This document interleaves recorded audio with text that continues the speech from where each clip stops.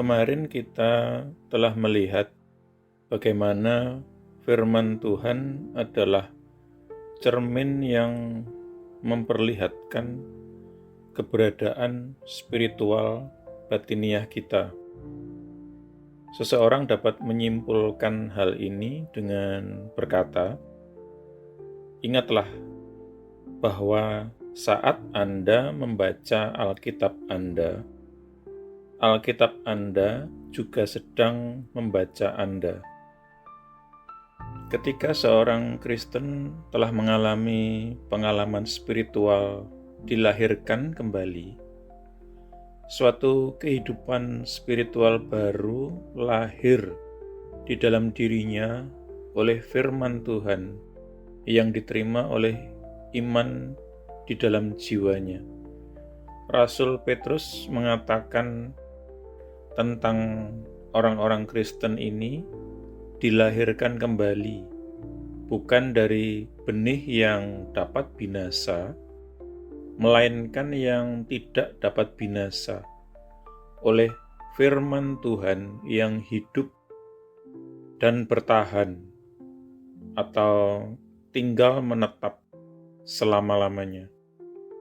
Tercatat dalam surat 1 Petrus pasal 1 ayat yang ke-23. Sifat spiritual baru yang dihasilkan di dalam diri orang tersebut segera memerlukan kebutuhan spiritual, yaitu firman Tuhan. Pertama-tama kita akan mulai mempelajari Alkitab. Mungkin sebagai seorang yang skeptis dan orang percaya baru, dengan berbagai latar belakang. Namun ketika kita terus mempelajarinya, kita menjadi sadar, bahkan bertentangan dengan keinginan kita sendiri, akan perubahan-perubahan yang mungkin aneh dan mendalam yang terjadi di dalam diri kita. Kita sering berasumsi bahwa dengan kemampuan intelektual dan kritis kita sendiri, kita merasa mampu mengukur suatu buku atau hikmat apapun yang ingin kita pelajari. Namun ketika kita mempelajari Alkitab, meskipun kita tidak dapat memahaminya sepenuhnya, kita menjadi sadar bahwa kita sedang diukur dengan suatu standar yang bukan standar kita maupun standar manusia manapun. Seperti kisah Raja Belshazzar pada waktu sedang berpesta pora, seakan-akan terbuka di hadapan mata kita yang enggan kata-kata yang tertulis, "Engkau telah ditimbang dengan neraca dan didapati kurang." Tanpa ada perubahan khusus pada kondisi lahiriah, kita menjadi gelisah dan tidak puas di dalam hati. Kesenangan dan kegiatan yang sebelumnya menarik dan menyibukkan menjadi kehilangan daya tarik untuk mengalihkan atau menghibur. Kita menjadi semakin sadar akan suatu kebutuhan mendalam di dalam diri kita sendiri yang tidak dapat kita definisikan maupun penuhi. Kita tidak memahaminya dengan jelas, tetapi melalui cermin firman-Nya, Allah menunjukkan kepada kita kebenaran mengenai kebutuhan dan kekosongan batiniah kita sendiri. Pewahyuan akan kebutuhan ini menyebabkan kita, bahkan dalam ketidaktahuan dan kebutaan spiritual kita, untuk mencari Allah dengan kerendahan hati dan ketulusan. Menemukannya dengan cara ini, kita mendapati bahwa Dia yang telah menyatakan kebutuhan kita melalui firman-Nya yang tertulis, juga mampu memuaskannya sepenuhnya melalui pribadi firman-Nya yang hidup, yaitu Tuhan Yesus Kristus. Alkitab adalah cermin jiwa. Namun dalam hal ini, seperti dalam pekerjaan-pekerjaan lainnya, hasil yang dihasilkan Alkitab di dalam diri kita sangat bergantung pada reaksi atau respon kita terhadapnya.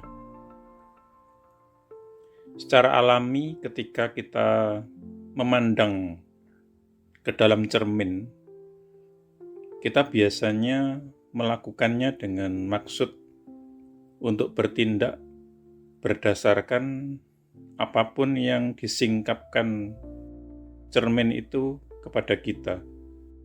Jika kita melihat rambut kita tidak rapi, kita menyisirnya. Jika kita melihat wajah kita kotor, kita mengelapnya. Atau jika pakaian kita tidak teratur, kita merapikannya.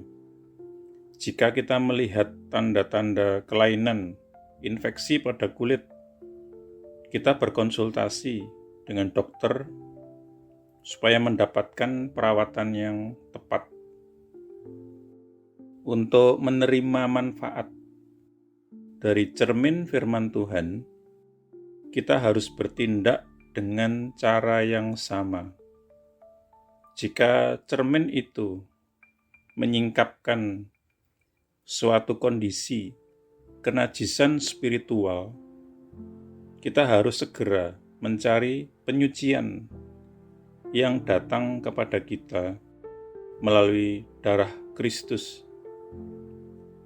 Jika cermin itu menyingkapkan semacam infeksi spiritual, kita harus berkonsultasi dengan tabib agung jiwa kita. Dia yang mengampuni segala kesalahanmu, yang menyembuhkan segala penyakitmu, kata pemazmur dalam Mazmur 103 ayat yang ketiga. Hanya dengan bertindak secara nyata dan tanpa berlambat-lambat atas apa yang disingkapkan cermin firman Tuhan kepada kita, kita dapat menerima pengampunan, penyucian, dan penyembuhan, dan segala berkat-berkat lain yang telah disediakan Tuhan bagi kita. Kita berdoa.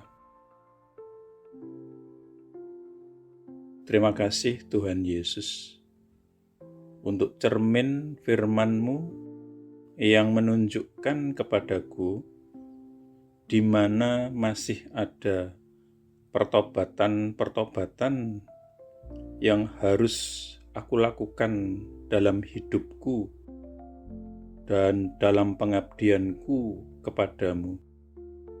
Terima kasih bahwa firman-Mu yang hidup senantiasa membersihkan aku dari segala ketidakbenaran. Terima kasih Tuhan Yesus, bahwa Engkau telah menyatakan diri-Mu sebagai firman yang hidup, supaya aku dapat melihat ke dalam cermin kepada Engkau yang adalah firman. Aku memuji-Mu atas roh-Mu yang menuntunku dan mengubahku ke dalam gambar-Mu. Amin. Jika Anda belum menjadi murid Yesus atau belum menerima Yesus sebagai Tuhan dan Juru Selamat pribadi Anda, ikuti doa berikut ini. Tuhan Yesus Kristus, aku percaya bahwa Engkau adalah anak Allah dan jalan satu-satunya menuju kepada Bapa, dan bahwa Engkau telah mati di kayu salib untuk dosa-dosa yang aku perbuat, dikuburkan, namun kemudian Engkau bangkit kembali dari antara orang mati, supaya aku dapat diampuni dan menerima hidup yang kekal. Aku menanggalkan segala kebanggaan dan pembenaran diri sendiri agamawi, dan segala macam gengsi yang tidak berasal daripadamu. Aku tidak punya klaim apapun atas belas kasihan-Mu, kecuali bahwa Engkau telah mati menggantikan aku. Sekarang aku tidak akan memberontak dan berdosa lagi kepadamu, ya Tuhan. Dan aku menyerahkan diriku kepadamu, karena sesungguhnya Engkau adalah Tuhanku. Aku mengakui segala dosa-dosaku di hadapan-Mu, dan aku tidak menyembunyikan apapun. Secara khusus aku mengakui, sebutkan dosa-dosa yang pernah Anda perbuat, yang Roh Kudus ingatkan. Aku bertobat dari segala dosa-dosaku, ya Tuhan. Aku berbalik dari mereka, dan aku kembali kepadamu, ya Tuhan, untuk belas kasihan dan pengampunan-Mu. Aku memohon pengampunan-Mu, terutama atas dosa-dosa yang menyebabkan diriku terkena kutuk. Lepaskanlah diriku juga dari akibat dosa-dosa bapa leluhurku di masa lalu. Oleh keputusan kehendakku, aku dengan sadar mengampuni setiap orang yang pernah melukai atau bersalah atau merugikan aku, sama seperti aku ingin Tuhan mengampuni diriku. Aku menanggalkan seluruh kepahitan, seluruh kemarahan dan dendam, dan segala kebencian. Secara khusus, aku mengampuni. Sebutkan nama-nama orang yang Anda maksudkan. Aku membatalkan dan memutuskan segala hubungan yang pernah aku miliki dengan hal-hal okultisme dan segala macam agama palsu dan segala sesuatu yang berasal dari iblis. Seandainya aku masih punya barang-barang yang menghubungkan diriku dengan iblis, okultisme, dan agama palsu, aku berkomitmen saat ini, Tuhan, untuk menyingkirkan dan menghancurkannya. Dengan ini pula aku membatalkan segala hak atau kekuasaan yang dimiliki iblis atas tubuhku dan kehidupanku. Tuhan Yesus, aku berterima kasih bahwa di kayu salib Engkau telah menanggung segala kutuk yang mungkin mengikat diriku selama ini. Engkau telah dijadikan kutuk, supaya aku dapat ditebus dari setiap kutuk dan mewarisi berkat-berkat Allah.